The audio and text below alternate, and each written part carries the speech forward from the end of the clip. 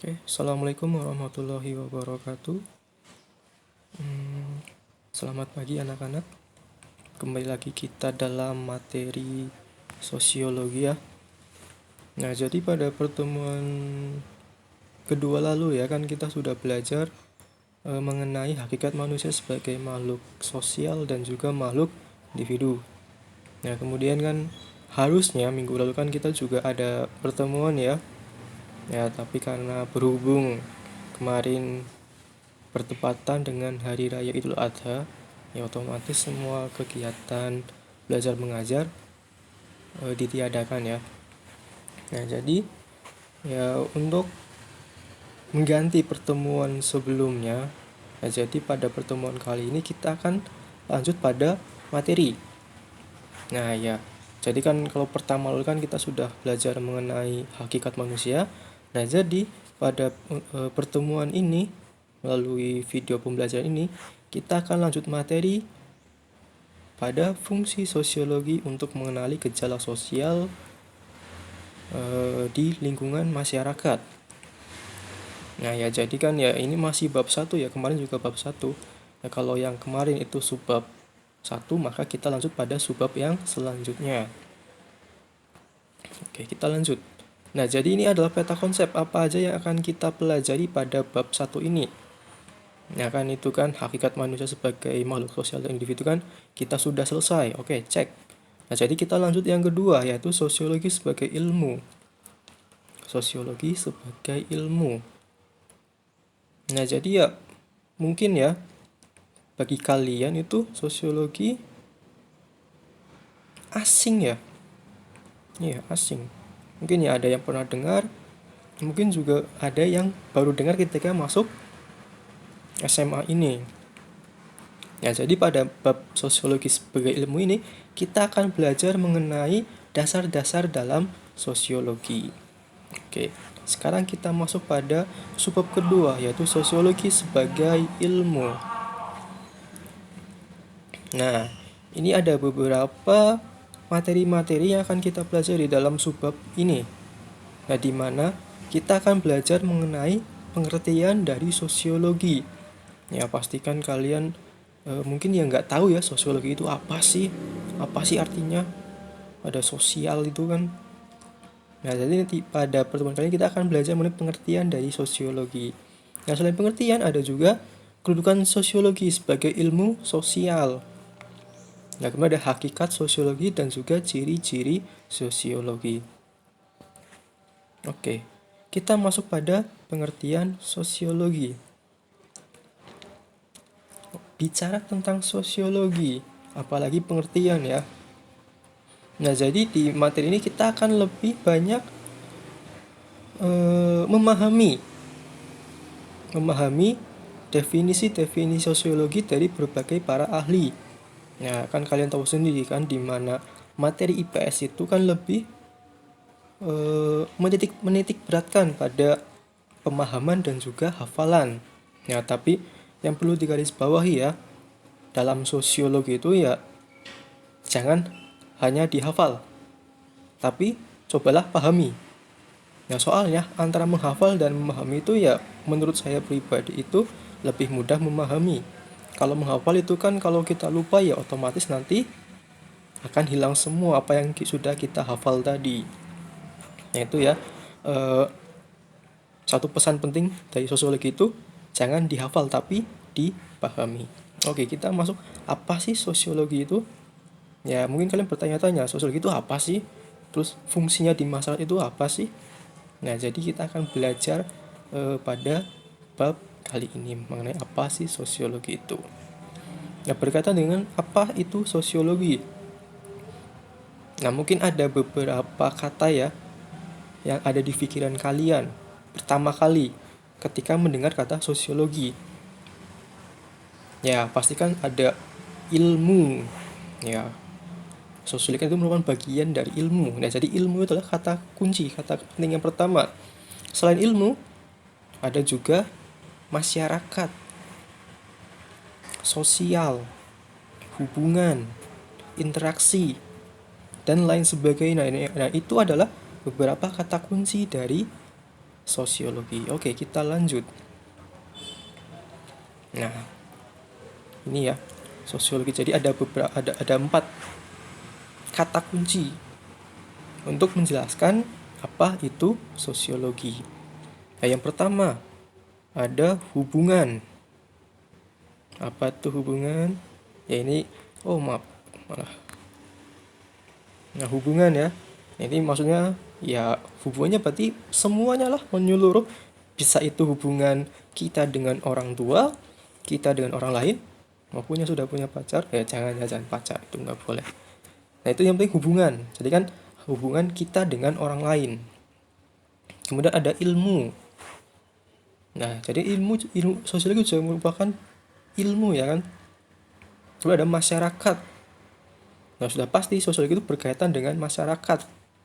Kemudian ada interaksi. Jadi interaksi itu berkaitan dengan komunikasi. Nah, jadi dari 4 elemen ini ada hubungan, ilmu, masyarakat, dan interaksi itu sangat saling berkaitan sehingga tersusun kata sosiologi. Oke, sekarang kita lanjut. Mungkin dari definisi dari keempat kata kunci ini kita simpan dulu ya, nanti akan kita susun menjadi sebuah definisi utuh setelah kita mempelajari definisi dari para ahli terlebih dahulu. Oke, next. Nah, pengertian sosiologi. Nah, jadi ini adalah beberapa pengertian atau definisi dari para ahli maupun dari segi bahasa ya. Nah, jadi sosiologi. Nah, itu ada yang tahu foto siapa? Yaitu adalah foto dari Auguste Comte. Nah, jadi Auguste Comte itu ya dikenal sebagai bapak sosiologi karena beliaulah orang yang pertama kali memberi nama sosiologi ini. Oke. Nah, jadi sosiologi itu pertama kali berarti nama sosiologi pertama kali ada itu pertama kali muncul pada tahun 1839, di mana sebelum menjadi sosiologi itu dinamakan sebagai fisika sosial. Nah, jadi kan kenapa fisika sosial sih? Sedangkan itu kan dua hal yang berbeda, fisika dan sosial. Fisika itu ilmu pasti, sedangkan sosial itu tidak pasti. Itu kan dua hal yang bertolak belakang. Nah, oleh karena itu Auguste Comte mengganti fisika sosial menjadi ilmu sosiologi. Nah, jadi secara etimologi, sosiologi itu berasal dari dua bahasa. Ada socios, itu berasal dari bahasa Latin yang berarti teman. Dan juga ada logos, itu berasal dari bahasa Yunani yang berarti kata atau perkataan. Nah, jadi secara harfiah dari socios dan logos ini, sosiologi itu berarti berbicara mengenai kawan ataupun masyarakat. Nah, itu ya, secara etimologi maksud dari sosiologi adalah berbicara mengenai kawan ataupun masyarakat. Nah, sekarang kita lanjut pada definisi sosiologi menurut para ahli. Ya, jadi sebenarnya kan ada banyak sekali ya definisi-definisi dari para ahli, tapi ya saya mengambil 4 saja. 4 ya. Tapi mungkin nanti kalian bisa belajar secara mandiri dari berbagai media yang ada. Mungkin dari buku ataupun dari sumber-sumber di internet. Nah, yang pertama dari Pitirim A. Sorokim, di mana ia menjelaskan sosiologi itu adalah ilmu yang mempelajari hubungan timbal balik aneka macam gejala sosial maupun gejala non-sosial. Nah, kita lihat hubungan. Nah, hubungan ini kan berarti sudah kita jelaskan di awal tadi ya, mengenai kata kunci. Gimana hubungan itu menjadi kata kunci pertama tadi. Nah, kemudian ada Selo Sumarjan dan Sulaiman Sumardi.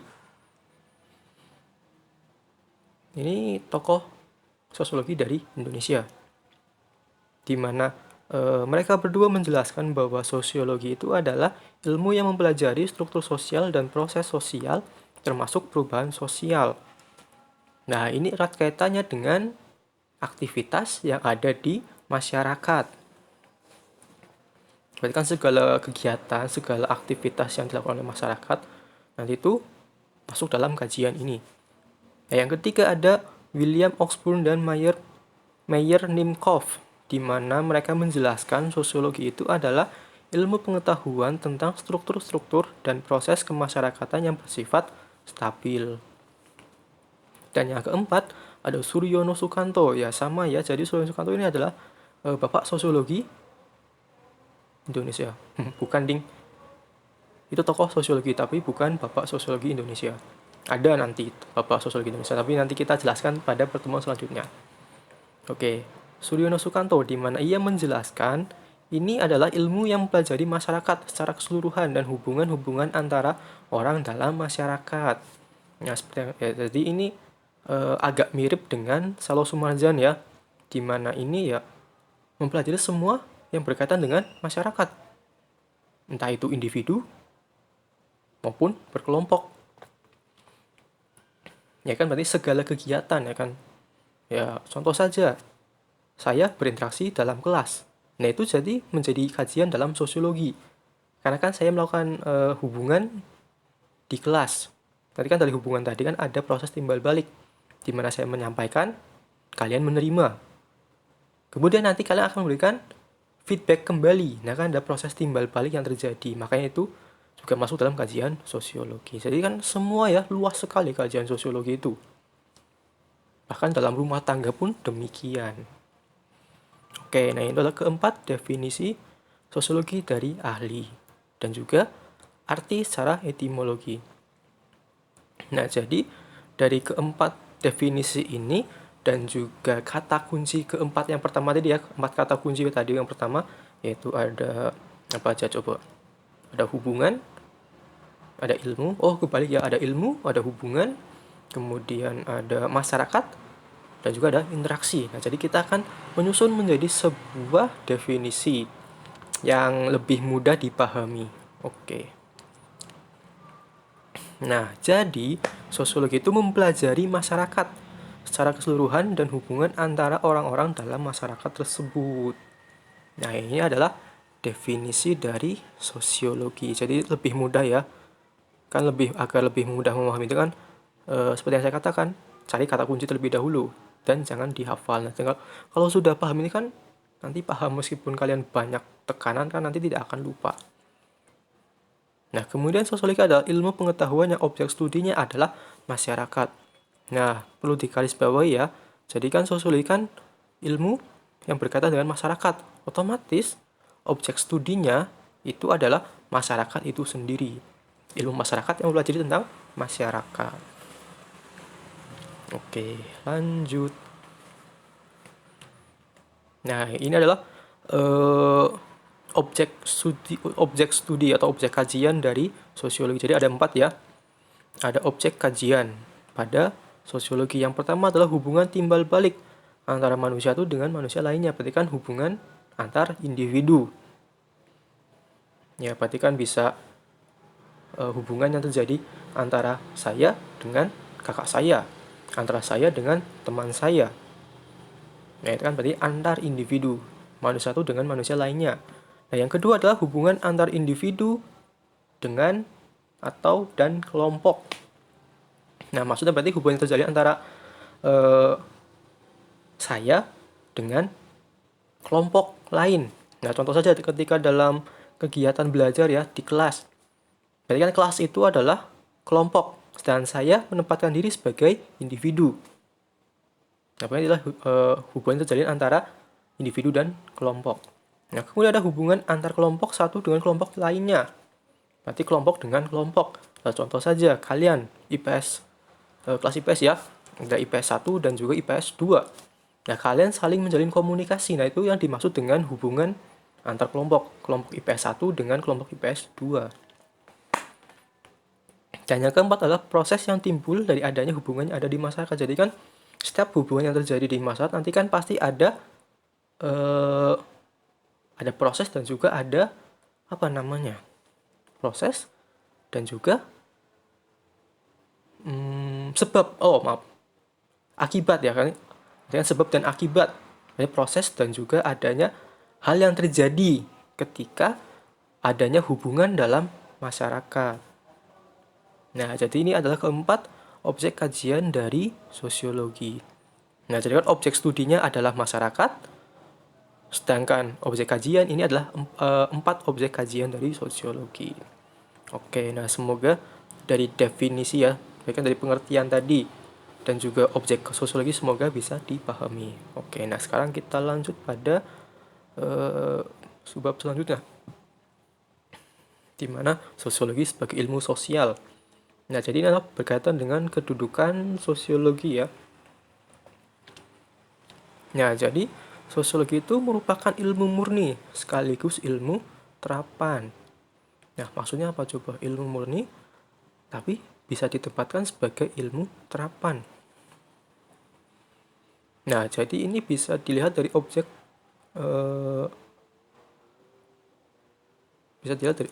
ya. Ya kan sosiologi itu kan ya masuk dalam ilmu sosial, di mana ini menyangkut perilaku manusia. Nah, ini berarti masuk pada ilmu murninya ya. Nah, sedangkan dari segi penerapannya itu kan di mana ilmu ini diterapkan dalam kehidupan sehari-hari. Nah, maksud dari murni berarti kan murni itu kan untuk melihat fenomena yang terjadi, di mana nanti bisa menghasilkan cabang atau ilmu temuan baru. Nah, sedangkan terapan itu kan digunakan dalam melihat masalah-masalah atau gejala-gejala sosial yang ada di masyarakat. Nah, itu maksud dari ilmu murni dan juga ilmu terapan. Berarti murni itu muncul baru untuk memunculkan ide baru atau ilmu-ilmu baru, sedangkan terapan itu diterapkan dalam kehidupan masyarakat untuk melihat fenomena atau kejadian yang sudah ada. Nah, kemudian tujuan dari adanya sosiologi ini adalah untuk mendapatkan pengetahuan sedalam-dalamnya tentang masyarakat, serta mencari cara untuk menyelesaikan berbagai masalah yang ada di masyarakat. Nah, berarti kan hadirnya sosiologi di dunia ya.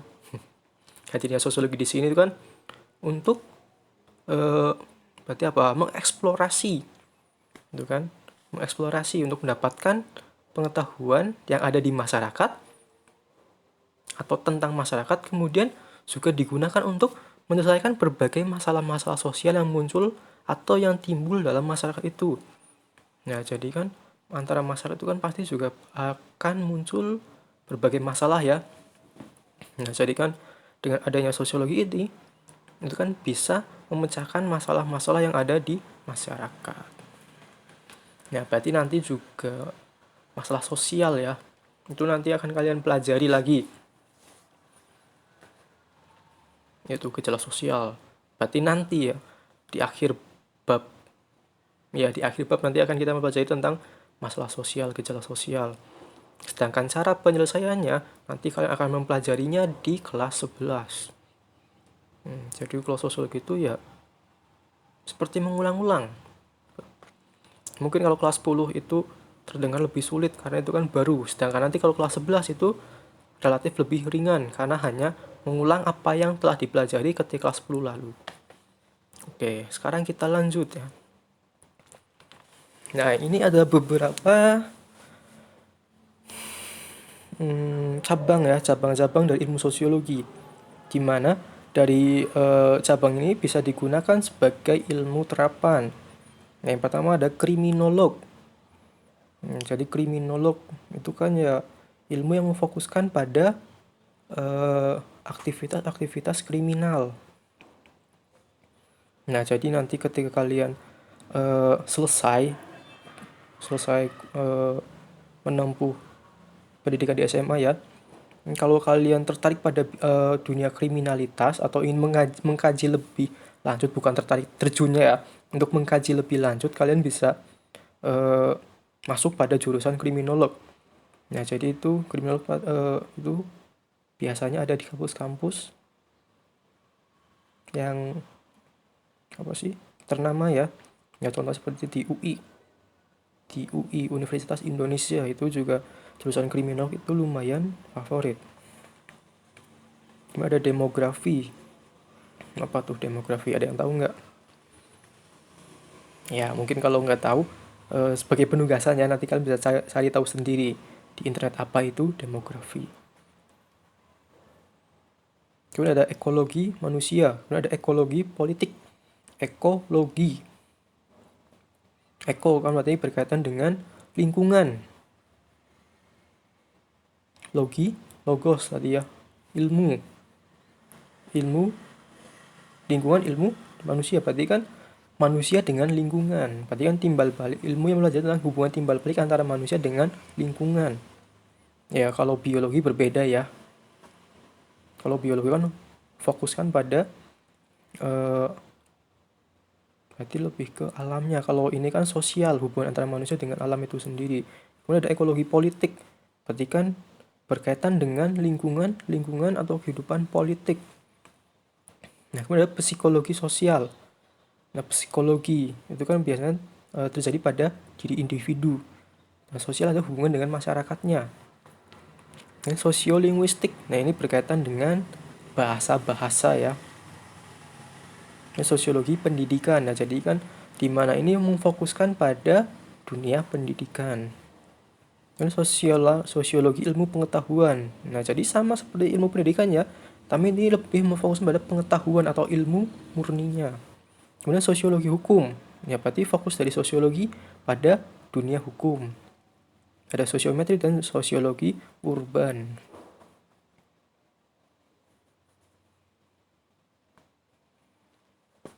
Nah, ini ada beberapa spesialisasi dalam sosiologi. Ya, berarti masih lanjutan tadi ya. Kalau tadi kan ya hanya sebagian kecil. Nah, ini juga belum seberapa sih. Ini kan masih ada banyak lagi ya. Nah, ini ada sekitar 50-an lebih spesialisasi dalam sosiologi. Nah, ada banyak sekali ya. Bahkan ada juga yang khusus membahas mengenai sosiologi agama. Ya, jadi ini berkaitan dengan hubungan manusia dengan Tuhan maupun dengan tradisi-tradisi yang ada dalam suatu masyarakat. Ada sosiologi gender. Apa tuh gender? Ada laki-laki, ada perempuan. Nah, gender itu bukan melulu tentang kelamin ya. Ada gender laki-laki dan gender perempuan, tapi lebih pada pembagian tugas dan pembagian peran antara laki-laki dan perempuan. Nah, itu yang dimaksud pada sosiologi gender. Nah, jadi banyak sekali ya spesialisasi dalam sosiologi. Nah, mungkin kalau masih di SMA itu ya nggak bakal semua sih. Paling beberapa saja. Ya, seperti perilaku menyimpang itu akan kalian bahas di SMA. Kemudian ada komunikasi massa dan opini publik, bukan juga, nanti bukan sekarang. Dan perubahan sosial itu kalian akan pelajari di SMA. Sosialisasi sama akan dipelajari di SMA. Dan juga ada ini stratifikasi, mobilitas, dan juga kelas sosial. Nah, jadi dari ke-50 spesialisasi dalam sosiologi ini nanti hanya beberapa saja yang kalian pelajari di SMA. Selebihnya bisa kalian pelajari nanti ketika kalian belajar sosiologi di jenjang selanjutnya. Oke, lanjut ya. Nah, sekarang kita lanjut pada hakikat sosiologi. Nah, jadi hakikat sosiologi itu ada 6.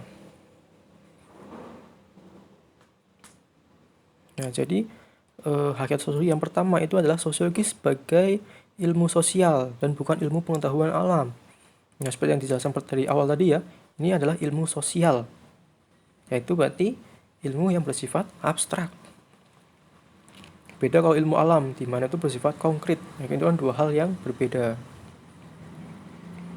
Nah, kemudian hakikat yang kedua, sosiologi merupakan ilmu murni atau pure science dan bisa pula menjadi ilmu terapan atau applied science. Nah, jadi bisa digolongkan pada ilmu murni, tapi juga bisa dimasukkan dalam ilmu terapan. Nah, jadi kedudukannya itu ya bisa diaplikasikan. Ya kan, berarti tergantung konteksnya, tergantung situasi objeknya. Nah, yang ketiga adalah sosiologi merupakan ilmu pengetahuan yang bersifat abstrak. Nah, iya. Karena ilmu sosial maka bersifat abstrak. berarti kan tidak menentu. Berarti kan semua jawaban yang didapat itu tidak pasti. Ya kan, makanya kalau dalam ilmu matematika 1 tambah 1 sama dengan 2. Berbeda dengan sosiologi, 1 tambah 1 bisa jadi 3, bisa juga jadi 4. Terkadang bisa kita lihat dari konteksnya. Contoh 1 tambah 1 itu adalah laki-laki dan perempuan menikah. Punya anak jadi 3. Punya anak lagi jadi 4. Nah makanya itu yang dimaksud dengan ilmu abstrak tidak pasti. Nah kemudian yang keempat, sosiologi bertujuan untuk menghasilkan pengertian serta pola umum di masyarakat. Nah jadi ini berarti kita masukkan pada sosiologi sebagai ilmu murni, ya kan?